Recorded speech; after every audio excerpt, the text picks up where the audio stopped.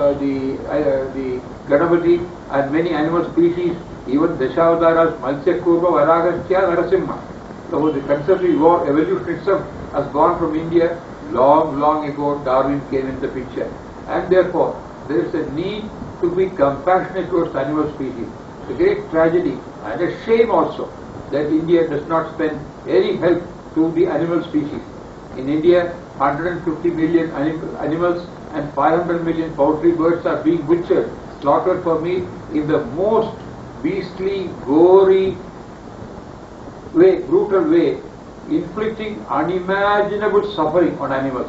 So in spite of having such a glorious heritage with Krishna, always having a cow with him and worshipping the cow in our country, and Ganapati having Vahana, Shiva having Bullock, all these domestic animals are being ill-treated, while there is a great respect for wildlife, which is legitimate and correct, but there is a tremendous neglect of livestock in this country. Livestock is contributing 1,30,000 crores worth of products by way of milk, work done, etc., meat, etc., to our country. Almost 10,000 rupees per person. But in spite of that magnificent contribution to man's well-being in India, government is not spending even 10 crores rupees for the Animal Welfare Board of India. The total expenditure of central and state governments is only about 5,000 crores in the whole of India, though they give us 140,000 crores. And therefore, it is only a spiritual, cultural approach that will make the government realize its folly of not respecting the animal species. In the same way, we should introduce ideas from the school curriculum onwards how to be ethical and moral. Animals are instinct-driven, whereas man is value-seeking, and dharma is dharma, artha, kama, moksha.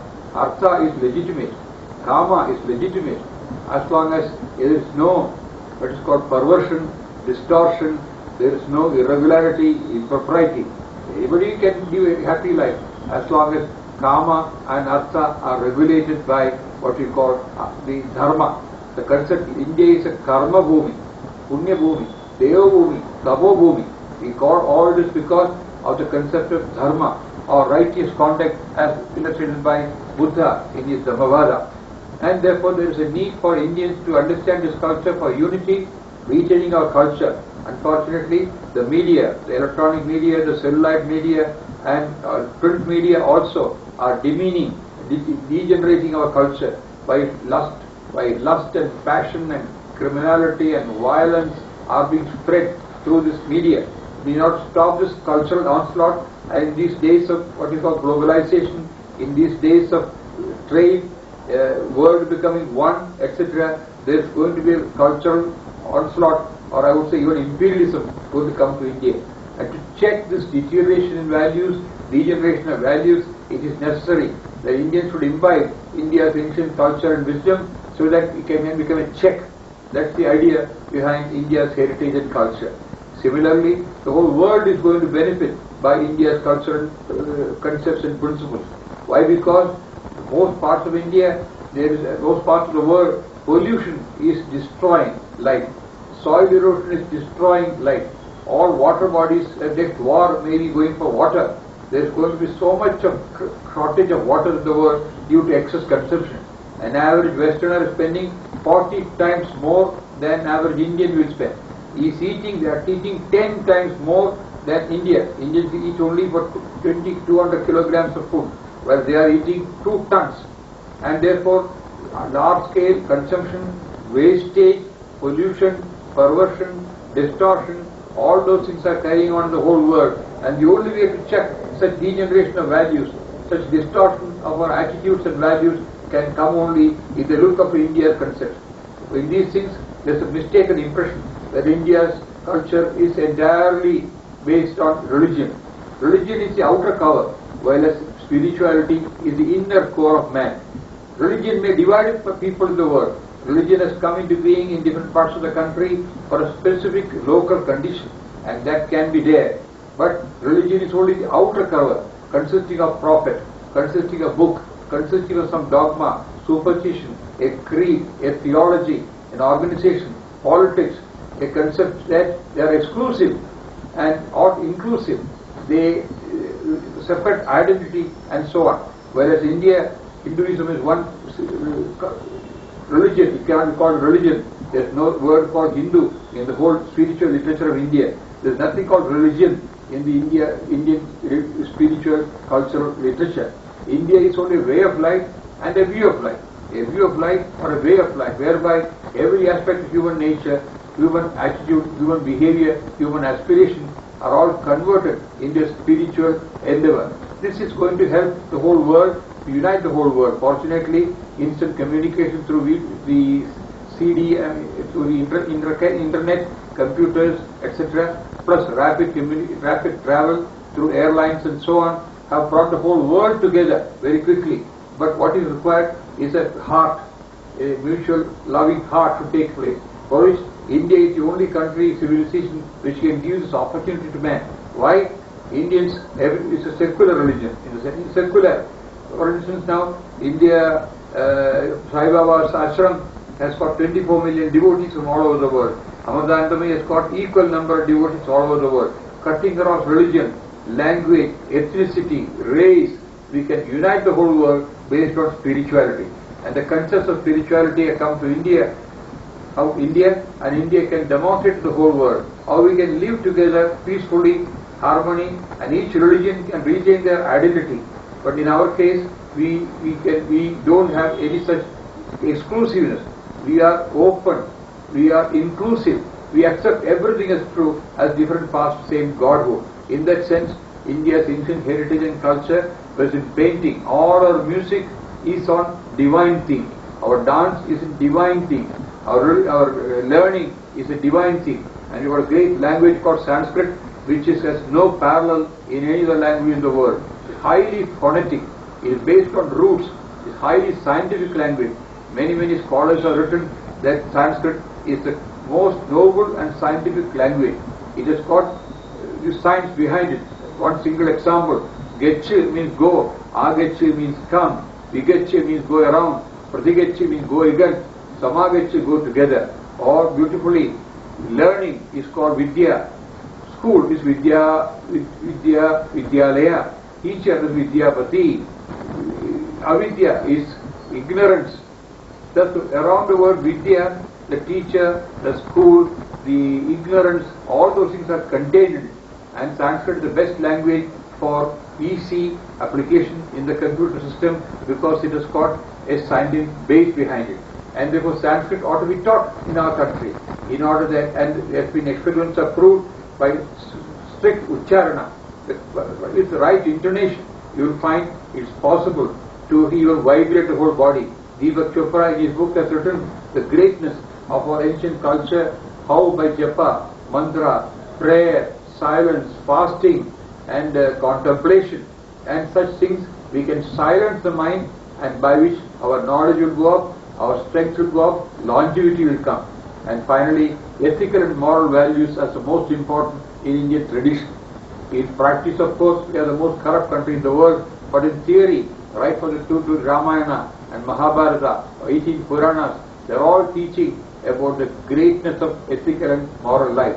That's why India is called the Dharma Bhumi, from which I am saying man is value seeking, as I mentioned earlier. Values, we should have values such as honesty, integrity, saumyata, humility, austerity, compassion, kindness, courtesy, politeness, and forgiveness, sacrifice, openness, samabhavatva, friendliness, cheerfulness.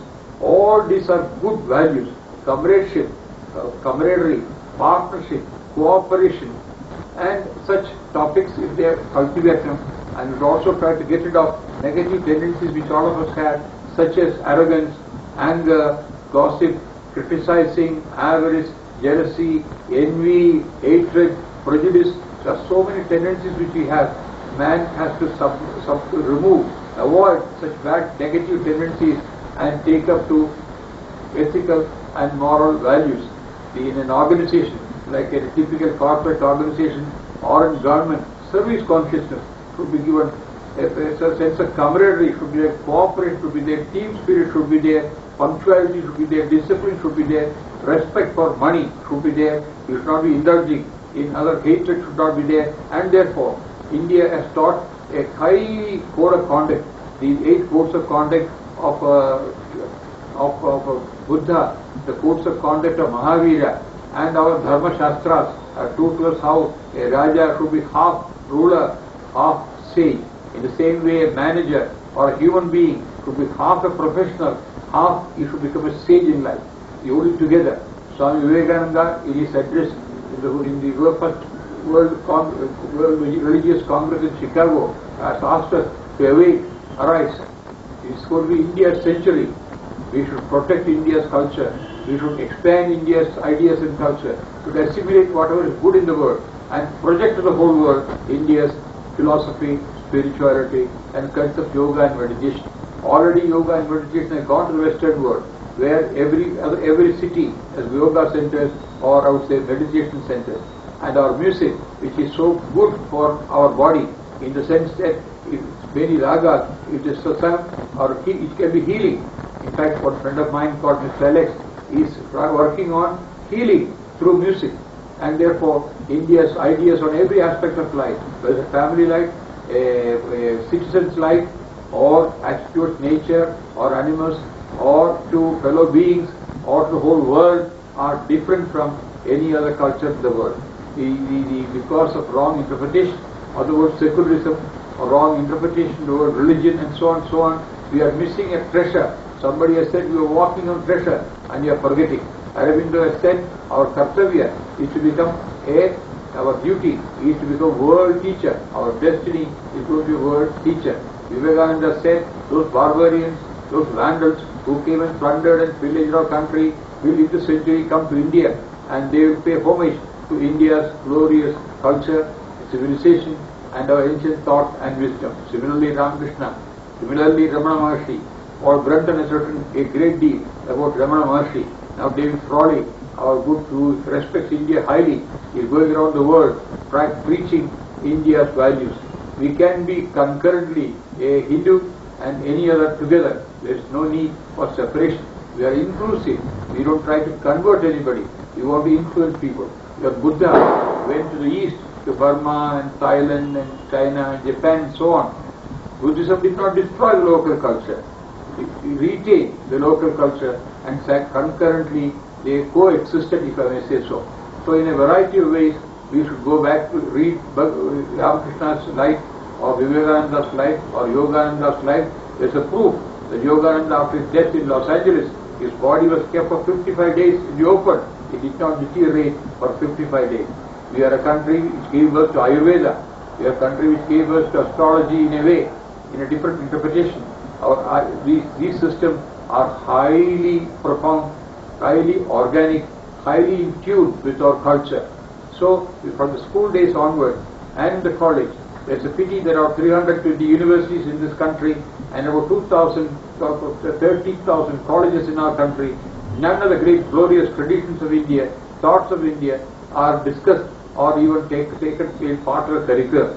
And of course, the duty of the universities, duty of the 13,000 colleges, hundreds of institutions, 800 management institutes, and the 27 agriculture universities, 1,200 engineering colleges, and many prasthanas, religious and secular institutions in the world, to give some attention to our ancient thought and wisdom, by which we shall be not only our indebtedness to our ancient thought, ancient wisdom, but also pass it on to the rest of the world for the welfare of man, animal, and nature.